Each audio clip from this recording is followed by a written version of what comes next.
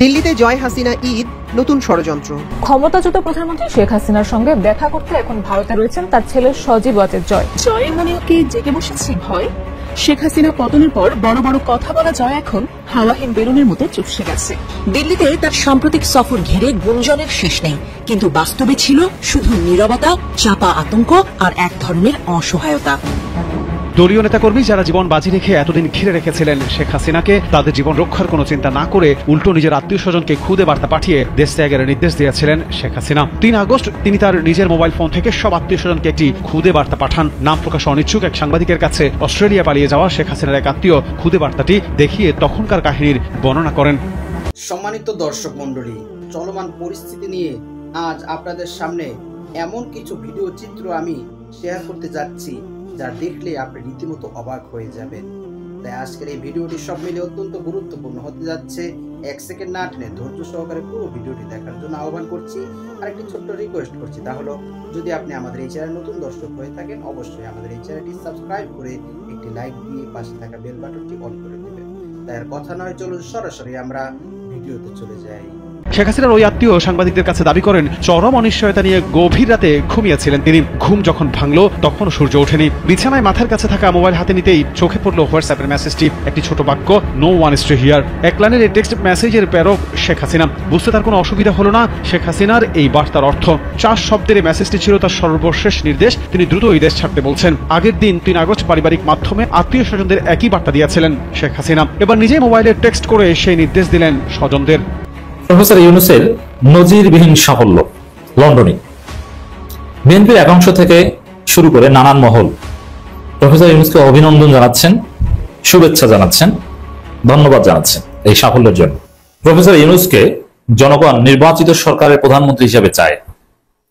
Professor Yunus যদিও সেটা প্রত্যাখ্যান করছেন যে না, এরকম কোনো ইচ্ছা বা পরিকল্পনা আমার নেই।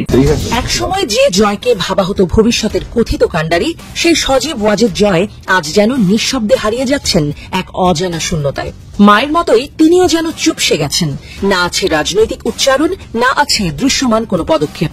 দিল্লিতে তার সাম্প্রতিক সফর ঘিরে গুঞ্জনের শেষ নেই, কিন্তু বাস্তবে ছিল শুধু নীরবতা, চাপা আতঙ্ক আর এক ধরনের অসহায়তা।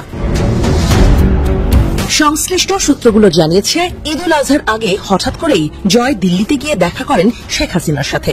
মায়ের সঙ্গে ঈদ উদযাপন, এটাই বলা হচ্ছে সফরের মূল উদ্দেশ্য। কিন্তু সত্যিই কি কেবল ঈদের শুভেচ্ছা বিনিময়ের জন্যই জয়ের এই সফর, নাকি ভেতরে ছিল কোনো বড় সংকেত? গুঞ্জন বলছে, ছাত্র জনতার গণ অভ্যুত্থানে সরকারের পতনের পর শেখ হাসিনা পালিয়ে গিয়ে আশ্রয় নিয়েছেন ভারতের রাজধানীর কেন্দ্রে একটি নিরাপদ বাড়িতে। অনেকেই বলছেন, এখন আর তিনি আগের মতো শক্ত হাতে কিছু নিয়ন্ত্রণ করতে পারছেন না, বরং প্রতিনিয়ত আতঙ্কে দিন কাটছে তার। কারণ বাংলাদেশের নতুন অন্তর্বর্তী সরকার ইতোমধ্যেই ভারতের কাছে তার প্রত্যর্পণের দাবি জানিয়েছে। জয়ের ভারত সফরকে ঘিরে ক্ষমতাচ্যুত আওয়ামী লীগের নেতাকর্মীদের মধ্যে ছিল প্রবল আশা। তারা ভাবছিল, জয় বুঝে দিল্লিতে বড় কোনো রাজনৈতিক পদক্ষেপ নিতে যাচ্ছেন। কেউ কেউ বলছিলেন, ডক্টর মোহাম্মদ ইউনূসের অন্তর্বর্তী সরকারের বিরুদ্ধে কোনো বার্তা নিয়ে যাবেন তিনি। কিন্তু এসবই এখন অতীত। সফর কেটেছে নিঃশব্দে। কোনো সভা সেমিনার তো দূরের কথা, কোনো মিডিয়ায়ও তার উপস্থিতি ছিল না। ভারতীয় কর্মকর্তারাও তার সফর নিয়ে মুখ খোলেননি। সবচেয়ে বড় বিষয়, জয় নিজেই নীরব। যারা একসময় তাকে ডিজিটাল বাংলাদেশের রূপকার বলে প্রশংসায় ভাসিয়েছেন, তারাও এখন হতাশ। যেসব তরুণ একদিন তার ফেসবুক পোস্টে আশা খুঁজে পেত, তারা আজ তার নামই ভুলে যাচ্ছে। পর্দার আড়ালে ঢাকা পড়ে গেছে তার সেই গর্বিত উপস্থিতি। এমনকি আওয়ামী লীগের নেতাকর্মীরাও এখন মুখ ফিরিয়ে নিচ্ছেন তার দিক থেকে। জয় যেন হয়ে উঠেছেন এক অনিচ্ছুক উত্তরসূরি, যার নিজের দেশেই নেই পাসপোর্ট, নেই আনুগত্যের কোনো বাস্তব মঞ্চ। বিশেষজ্ঞরা বলছেন, হাসিনার পতনের পর ভারতও এখন ধীরে ধীরে অবস্থান পরিবর্তন করছে। আগের সেই দৃঢ় সমর্থন আর নেই, বরং ইউনূস সরকারের সাথে কূটনৈতিক উত্তেজনা বাড়লেও হাসিনাকে ভারতে আশ্রয় দেয়া নিয়ে এখন এক ধরনের অস্বস্তি কাজ করছে। দিল্লির বাতাসে এখন চাপা এক সংকট। হাসিনা এবং তার ছেলের উপস্থিতি যেন অনেকটাই গলার কাঁটা হয়ে উঠেছে। এই পরিস্থিতিতে জয় কি করবেন? তিনি কি রাজনীতিতে ফিরবেন, নাকি নিঃশব্দেই হারিয়ে যাবেন ইতিহাসের পেছনের পাতায়? আপাতত যা দেখা যাচ্ছে তা হল, তিনি ভয় পেয়ে গেছেন। নিজের চোখে মায়ের করুণ পরিণতি দেখে বুঝে গেছেন ক্ষমতার গড়ন কতটা ঠুনকো। যে জয় একসময় দম্ভ ভরে কথা বলতেন, এখন তিনি যেন হাওয়াহীন বেলুনের মতো নিঃসার। একটা সময় ছিল যখন জয় নামেই ভরসা পেত আওয়ামী ঘরানার তরুণরা, কিন্তু এখন সেই নামটাই যেন হতাশার প্রতীক হয়ে দাঁড়িয়েছে। ভারত সফর শেষে তিনি কোথায় গেছেন, কি ভাবছেন তা কারো জানা নেই। দিল্লির সেই নিরাপদ গৃহে আজ দুইজন মানুষ, মা ও ছেলে, যারা একদিন পুরো দেশটাকে নিজের হাতের মুঠোয় ভেবেছিলেন, তারা আজ বন্দী নীরবতা আর অজানা ভবিষ্যতের অন্ধকারে। ডক্টর ইউনূসের ছায়া যেন প্রতিনিয়ত তাদের ধাওয়া করছে।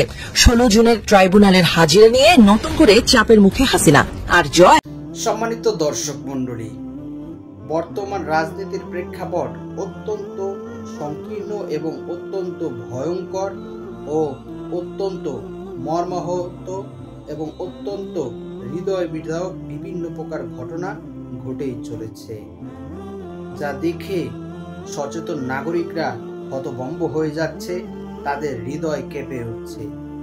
বর্তমান এরকম রাজনীতির ময়দান যদি উত্তপ্ত থাকতে থাকে এবং একটি দল আরেকটি দলকে নিঃশেষ করার পায়তারা চালাতে থাকে এবং সবসময় যদি খাই খাই করতে থাকে, তাহলে বাংলাদেশ কিভাবে একটি উন্নত ও সমৃদ্ধশীল হিসেবে গড়ে উঠবে বলুন? একটি রাষ্ট্র সমৃদ্ধশীল এবং উন্নতশীল হতে হলে সকল রাজনৈতিক এবং অরাজনৈতিক সকল জনগণ এবং ঊর্ধ্বতন থেকে নিম্নতর সকল কর্মকর্তাদের দেশের জন্য নিঃস্বার্থ প্রেমিক হতে হবে। কেউ যদি এর ব্যতিক্রম হয় বা শাসক গোষ্ঠী যদি নিজেদের ভোগবিলাসিতাকেই প্রাধান্য দেয়, দেশের স্বার্থকে পেছনে ফেলে দেয়, তাহলে একটি রাষ্ট্র কখনোই উন্নত ও সমৃদ্ধশীল রাষ্ট্রে পরিণত হতে পারে না। ফ্যাসিস্ট সরকার, আওয়ামী লীগ সরকার বাংলাদেশকে ধ্বংসের একদম দ্বার প্রান্তে পৌঁছে দিয়ে গিয়েছে। সেখান থেকে উত্তরণের জন্য যখন ইউনূস প্রশাসন দিন রাত অক্লান্ত পরিশ্রম করে যাচ্ছেন, তার অপর দিকে স্রোতের বিপরীত দিকে বিএনপি শুধু নির্বাচন চাই জিকির করেই মাথা খেয়ে ফেলছে। কোনো প্রকার সংস্কার ছাড়াই যদি এখন নির্বাচনে পা বাড়ানো হয়, তাহলে বাংলাদেশের ইতিহাস এর চেয়ে জঘন্যতম আর কর্ম আর কখনোই ঘটবে না।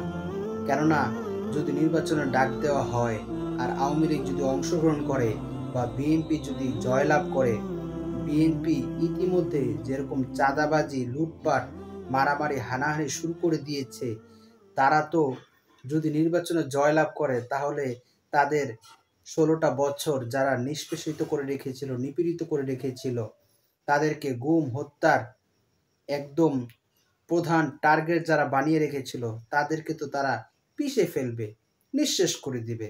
কারণ তারা জানে যে এখন ক্ষমতা আমাদের হাতে, যা ইচ্ছা তাই করতে পারি।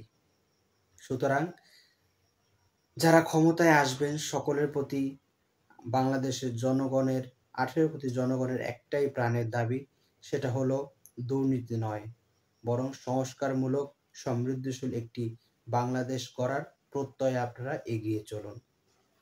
এই কথা এবং এই বিষয়ে আপনার কি মতামত, অবশ্যই আপনার সেই মূল্যবান মতটি আমাদের কমেন্টস বক্সে জানিয়ে যাবেন। আর আমাদের ভিডিও যদি ভালো লেগে থাকে, অবশ্যই ভিডিওটি একটি লাইক দিয়ে শেয়ার করে দিবেন। আজ এই পর্যন্তই। সকলে ভালো থাকবেন, সুস্থ থাকবেন, নিরাপদ থাকবেন, এই আশা ব্যক্ত করে আজকের ভিডিও এখানেই শেষ করছি। আমিন। ওয়া আখিরু দাওয়ানা আলহামদুলিল্লাহি রাব্বিল আলামিন।